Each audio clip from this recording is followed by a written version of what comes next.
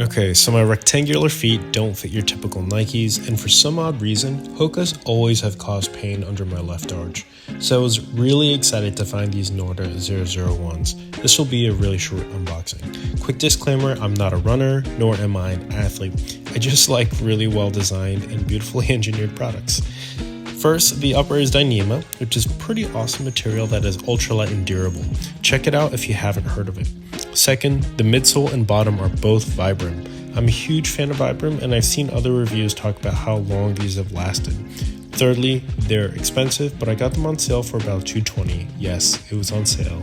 But if they last, however, twice as long as your normal shoe, it's totally worth it. Lastly, they're a small Canadian brand, which is so much more fun than your typical big-name billion-dollar brand. I like to use my gear for a bit before reviewing them, but I just want to show off how awesome these look.